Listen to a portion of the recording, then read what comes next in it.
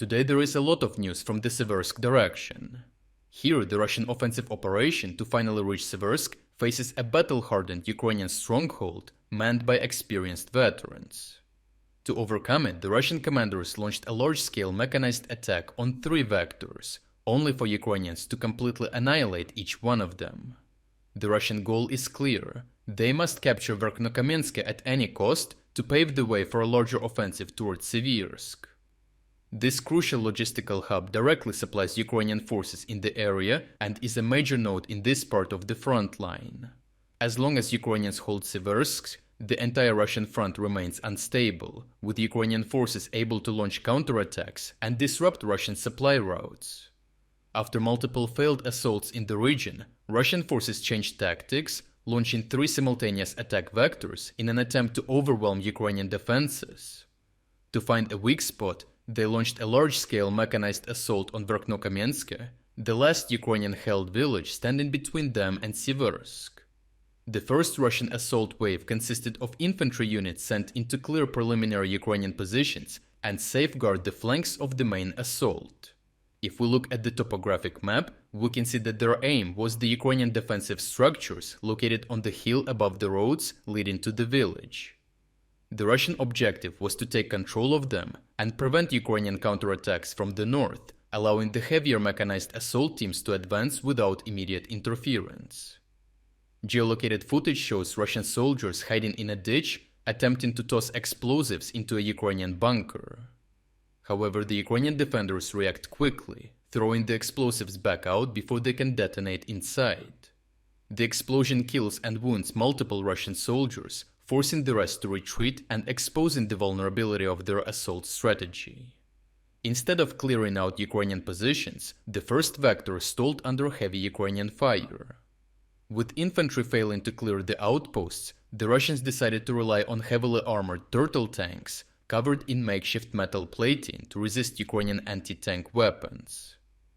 These modified vehicles, equipped with mine rollers, were meant to breach Ukrainian defensive lines and punch through toward the village outskirts. However, despite their armor, Ukrainian FPV drone operators systematically targeted the weaker sections of these vehicles time and time again, hitting engine compartments and exposing crew positions until they were immobilized and caught fire. As the first turtle tank exploded in a massive fireball, Russian infantry disembarked and ran for cover, but was left entirely exposed and easy prey for the Ukrainian drone operators. Russians started being hunted down by swarms of kamikaze drones and drone-dropped grenades, effectively eliminating dozens of Russian troops before they could reach Ukrainian trenches. Despite failing to secure the hills or breach Ukrainian lines in the first 2 assaults, Russian forces launched a third attack with another wave of armored vehicles. Likely believing the Ukrainian defenders were exhausted, they hoped this final push would finally break through. The first vehicle in this group was again a turtle tank, which unfortunately for the Russians hit a Ukrainian anti-tank mine and got immobilized on its left side during the attack, which made him an easy target for the Ukrainian drone operators. Soon, several kamikaze drones hit him one after another, and the crew was forced to run in the open. From that moment, the hunt was on. Despite the Russians trying their best to escape from the drones, with some of them even praying or throwing their weapons as a last attempt to avoid the inevitable, the skillful Ukrainian operators from the K2 battalion found and eliminated every one of them. Overall, despite attempting a coordinated assault on multiple vectors, using infantry clearing teams and armored vehicles, the Russians failed to breach Ukrainian defenses towards Siversk. While each attack vector was designed to mutually support the others, Ukrainian forces effectively neutralized each one, ensuring that Russians could not achieve a breakthrough. By maintaining control of Verkhnokamianske, Ukrainians have once again halted the Russian advance, keeping Siversk and the front line stable, while prompting enemy forces into another disastrous assault. If you are against the invasion of Ukraine and you want to support the work that I am doing, consider subscribing to our own independent news website.